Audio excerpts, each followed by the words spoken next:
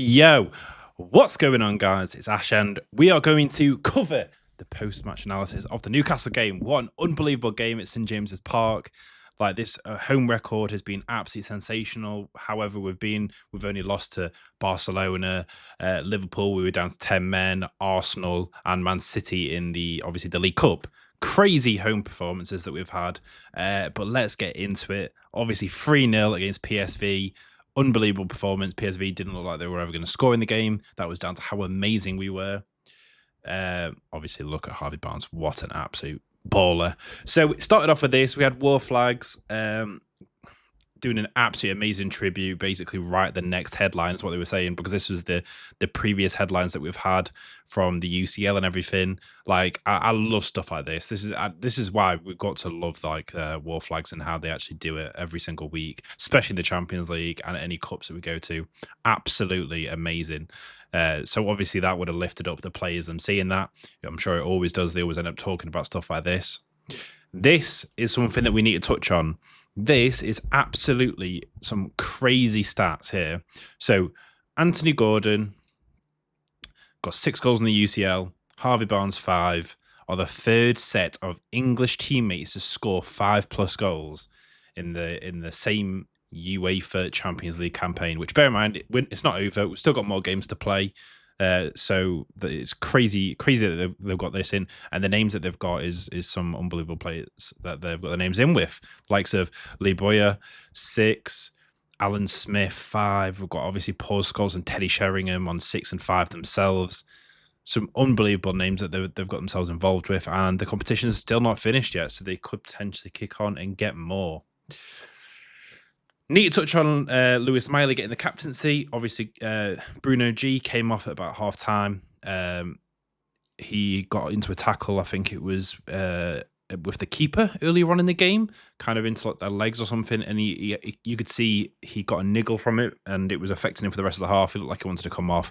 Didn't want to come off at all, though. Like, you could see he needed to come off, but he didn't want to just because of how much he loves the club and wants to carry on playing. Unbelievable player. On that, I will say, he went down the tunnel and came back out and was sat on the bench to watch the rest of the game. So that would indicate to me that it was potentially just a niggle or a strain. So that's good. Doesn't seem like that was going to be a long-term injury because we need him.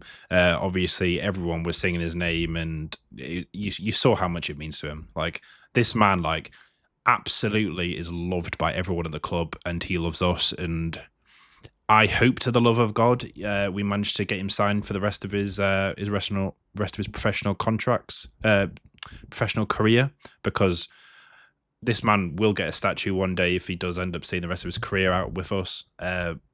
Unbelievable player, right? But yeah, sorry, did I properly touch on this? So yes, so basically, Bruno came off, gave the armband to Kieran Trippier, who came on. And then Trips, who came off, gave it to Lewis Miley with about 5+ minutes left of the game. Absolutely amazing. You got the whole crowd cheering on, singing Lewis Miley, one of our own. Love to see this stuff. Eddie Howe said in the post-match review that this wasn't planned. Kieran Trippier just did it at the moment. So honestly, got to tip your hats off to Kieran Trippier for even thinking about this. Unbelievable. Obviously, Lewis Miley, as you can see, put here, honoured to wear the captain's armbands. Another amazing night in Europe at St James's Park. Great to see this 19-year-old. I'm sure he's going to kick on and have an absolute bright future with us at Newcastle. And then obviously we have him at PSG yet again. We've got them on the 28th, I think it is. What day is that? I'm pretty sure it's 28th. Wednesday. Yes, we're away. Right, we'll see how that one goes. Hopefully it's good. But either way, if Bruno can't play for that, we know Lewis Miley is going to do an absolute crazy job there as well. So good luck to him. And then look who got the man of the match, who also scored his first ever Champions League goal.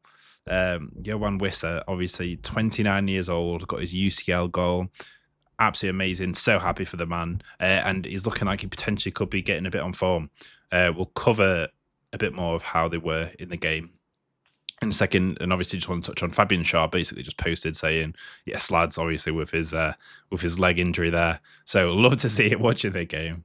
Obviously, I hope he has a speedy recovery. Right. We'll quickly go into the game. Did do a sort of a review of how we go. So basically, started off the game. PSV had a bit of a press. They came off the block quite well, but we quickly took over control. We had a very high press of Gordon and Wissa. Very impressed with the pressing from these two. They can't be understated that basically we've been massively lacking confidence from Wissa and Gordon.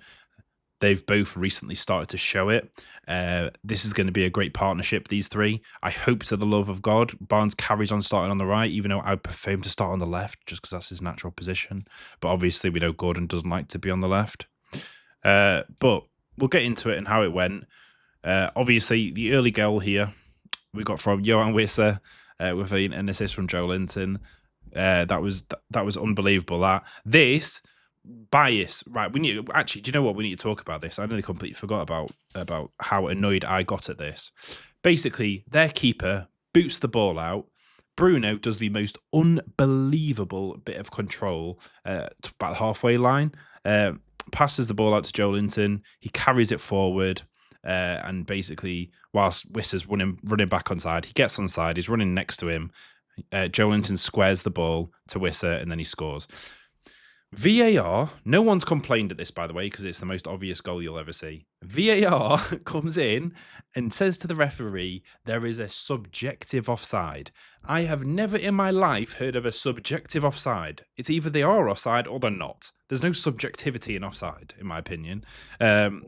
Basically, that's what it was. It was the ref had a look at it for about 2 seconds and was like, "No, this is not offside." Which, thank God, the referee stood on his hand for there on his heart, because it was definitely not an offside goal, and that would have been absolutely unbelievable. Because I will tell you right now, if you watch a game of football, look how strikers play. They sit behind defenders basically all the time, because wingers, they sit offside, which basically makes the defensive line push a bit closer towards him. Wingers will run down the wing, because normally they have the most pace, and then square it across the striker, which they were offside from before, but then when the ball gets passed, they're now onside. That's normally how it always goes. So, yeah, that would have been rewriting the bloody rule book if that happened. Yeah, that would have been a joke if that happened, but thank God. And it was a good goal from Wissa. He hit it against the floor and it bounced up into the net.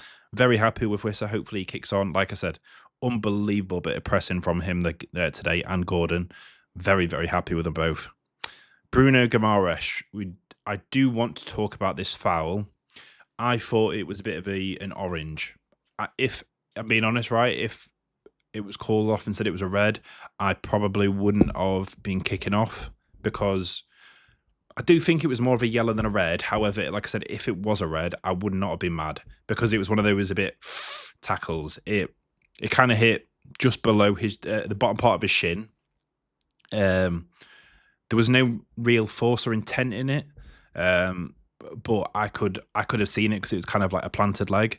So as you can see, his foot was kind of going down as it happened. So I can see why it was a yellow, but I also wouldn't have kicked off if it got a red card for that. So I think he got quite lucky with that, I will admit, which again would have meant he would have been out for the next games and stuff, which would have been a big problem. Gordon got his goal with Wissa again, a similar sort of thing. Wissa did this pass to Gordon as he was like kind of falling down. Great partnership these two are getting. Like I said, I hope they continue doing this. We'll go on to there was a sub from Lewis Malley and Bruno. Then Harvey Barnes got his goal late on. Again, he kind of drifted across. You'll notice this in games when he starts on the right. He'll end up starting here, but as the game progresses or something, he might end up progressing sort of here, around about here, towards sort of the middle left, which is where he was when he got the goal. This is where it shows Harvey Barnes needs to be on the left side, because it's clearly his best position, and he's just so clinical in front of goal. He's got 12 goals in all competitions.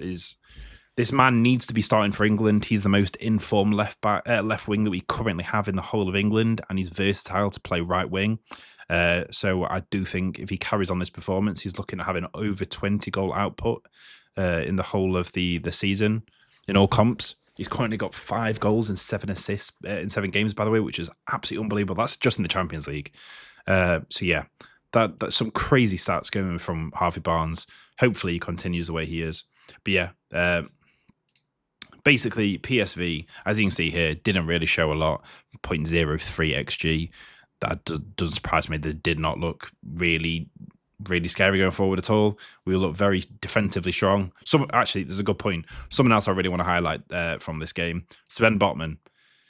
Sven Botman, so he's just done a new long-term contract with Newcastle. I was slightly worried because he has a big injury history, and you never know when people get a new contract. Sometimes their form drops, or sometimes they can kick on. Sven Botman has definitely kicked on. He looked absolutely sensational in this game. I will be completely honest. His performance needs to be highlighted because I was very, very happy with that. Malik Chow, I don't need to say much on this man. This man is just constantly 7 out of 10 performances every single game. Sandro played very well, which was actually nice to see because he had a bit, like I said, I couldn't tell if his head has been turned a bit from a lot of discussion of Juve, Real Madrid, loads of other teams have appearing to be coming in for him at some point, potentially in the summer. But I'm very happy. He looked very, very good yesterday, sorry.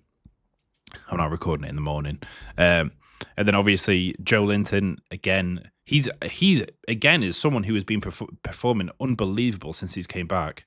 I've touched on him quite a few times since he's came back on his performance, but he's looked very good. Like obviously he got the assist. He's definitely not number 9, and nor ever will he be again. But as sort of like that left mid role that kind of goes into a bit of an attacking midfielder, I think he suits that role to perfection. I think we still need to get another attacking mid though, because he's getting on. So we still need to do some recruitment. That can't be forgotten about. But yeah, as a whole, unbelievable performance from all the team. Obviously, we've got to see Joe Willock come on, which I still think needs to get sold. Still got heavily links with Joe Willock going out this window. Someone else I actually want to touch on before that is Will Asula. So this was actually said he with Frankfurt that he was meant to be going to. That actually the contract and everything and the transfer fell through at a very late stage, apparently. So not too sure what happened there, but it fell through at the very, very late stage of that. So not sure what happened, but yeah, I'm guessing he's going to be with us for the rest of the season, which I'm not too mad about because I do like Will Asula. I think he's a very good player. Anyway, we'll look into the stats. 4 big chances, makes sense, to 0. Again, I wouldn't really be too bothering about sort of PSV's stats or anything that they got because it was a completely one-sided affair. Who else came on? Yeah, we had we did a 3-way swap where it was Alanga, Ramsey, and Voltemada all came on. That was the triple sub we did. It looked okay. Voltemada looked all right. Didn't do anything amazing. Same with Ramsey and Alanga. All 3 of them looked okay. But again, there wasn't really much for them to do. We were already 3-0 at this point, so they were kind of just had the foot off the gas a bit, which I don't mind because we have a lot of games coming up, which we'll get into the fixture list as well at the end of this. Actually, that reminds me. Well, we will touch on the fixture list, which I'll get up here just whilst we're talking. So. Yeah, 11 shots. The goalkeeper had 1 save. We had 3 corner kicks. There wasn't many corners in this game, which surprises me. We were a bit more direct, which I like. Very, very good. As you will see here, where crosses. Only 20 crosses. That is much different to nearly every other game we've been doing. We've been spamming crosses. We've been doing the FIFA where you run down the wing and hold X. All our team's been doing is that. So we're a bit more direct. This is what I want us to see us do. Try and do some more attacking play. That's where we've always thrived. We have pace. Get counter-attacking going. Gordon, Barnes down the wing. Wisser to follow in as well. I think that's how our team works the best. We've got unbelievable defensive attributes as well, so I think it makes sense to do that with our team. But yeah, as a whole round, performance was unbelievable from everyone on the team. Again, Bruno, I hope he has a speedy recovery. Looks not too bad, so that's what you love to see. We'll get on to the table. Look where we are, 7th. Man City is 11th, but have the same points as us. 5 out of the 6 Premier League teams are all in the top 8, which is crazy. It just says the level of the Premier League competition is absolutely unbelievable. Obviously, we have a couple fairly hard fixtures still to come in the Champions League, which will we get top 8? I'm not too bothered whether we do or don't. Obviously, you would like to because you get the automatic promote. You skip automatically to the round of 16, whereas the bottom have to do a playoffs. Which, to be fair, some of the teams that are in the playoffs, I think, are very beatable. Like we could get Karabag or something. There's a lot of fairly beatable teams, which I wouldn't be bothered. But obviously, you want to get into the top 8 to potentially go through. So we've got PSG away, which is obviously someone else who's in the top 8. So we'll see how it goes. But yeah, absolutely amazing to see this from the team. And let's touch on Newcastle's fixture list. We'll have a quick little go through there of what's coming up. So Villa at home this Sunday. I think that is a very winnable fixture. They're playing today against Fibonacci, I'm pretty sure. So we'll see how their game goes. Obviously, they've run a bit of a downturn of form recently, actually, compared to how they've been playing. Yeah, Fibonacci is who they're playing away, which is a very winnable fixture for them. But I could also see Fibonacci winning the game. They're not a bad team. So I would like to say we should be going for the win here. With us being at home, we're an unbelievable team at home, which we need to start translating some of that home form to away form, which I'm sure we will. For some reason, we always seem to do better in the second half of the season. So we'll see how we go with that. Obviously, Lewis Hall, I want to see how he does against PSG because that man has been absolutely on fire. He loves taking on players as well, which is a nice thing to see. Not many left backs do that. A lot of them nowadays just take the ball. Anytime anyone gets close, just pass it. I like that he has a little bit of jeopardy in his game and that he has the willingness to take on players and he can do it as well, which is amazing to see. So yeah, then we have PSG away. This game's going to be a difficult one, I will say. But we'll see how it goes. I'm sure we have the potential to beat them away, but it's not a guarantee that we'll beat them away. I'd be happy with a draw. Obviously over the moon if we manage to get a win. Bear in mind, last time we did get that, we got absolutely robbed away. But I will say this as well: the same referee is refereeing this game that we had that robbed us last time, where it was that stupid handball that literally was point blank into Tino Livramento. It bounced off his chest and hit his arm that was tucked into him. The most stupid handball I have ever seen. They need to change that. Then we've got Liverpool away again. I don't know how to feel about this fixture. PSV actually beat Liverpool at Anfield. Liverpool are a bit all over the place. I never know how to feel about this team. I personally think that they're probably going to win, but they haven't had a great set of results. So I think it all depends if they get anyone in January. I also think it depends on how they are in the next couple games. Will they have an upturned form? We'll find out. Let's hope not. Hopefully we can beat them. But again, not got massive hopes about that game. Man City away. This is going to be very interesting because Man City has just lost away at Bodo Glimt. I will say in Man City, the owners and stuff basically refunded all the fans their tickets and everything, which respect for them doing that because they should not have ever lost this. The first time I'm pretty sure a Premier League team has ever lost to a Norwegian team in the UCL, which is crazy. 3-1. And Rodri got sent off, which is going to be crazy for the next couple of games. But yeah, I honestly, if we get a new sign in and our players kick on, obviously we'll have the likes of Dan Burn and more or less our fit squad ready by the time of this City game. I would like to say we have a chance of overturning this fixture, but I don't bet my money on it. I think there's more chance City win, obviously, especially with it being at the Etihad. But I wouldn't put it past us. So we'll see how it goes. Hopefully Wissa and everything get some more form. The carrion kicking on, and then we get Gordon, Barnes, and Wissa as our front three, which start smashing for the rest of the season. And then obviously we've got Brentford at home. I would like to say we should be winning that. Tottenham away, we should be winning that as well. But again, I'm not too sure. They have been strengthening their squad. So that's a one that's on the fence. And then Villa away in the FA Cup 4th round. So we have some winnable fixtures, but they're very hard. We can't deny it. We can't pretend they're not. Very hard fixture list over the next 3 weeks, but some winnable games. And if we win it, we'll set ourselves in a very good stead for progressing the Champions League, progressing, potentially getting to a final in the Carabao Cup, potentially progressing in the FA Cup, potentially aiming for Champions League slots again in the Premier League, which we will likely get the extra slot for how well the English teams are doing in the Champions League. Either way, guys, let me know what your thoughts are below. Again, great bit of football from our team in this game. Hopefully, we can kick on and keep this going, and this not just be a one-time game. We need to keep this up, not just for Champions League. Make sure it's in the league. And yeah, guys, I will see you all very soon, and peace.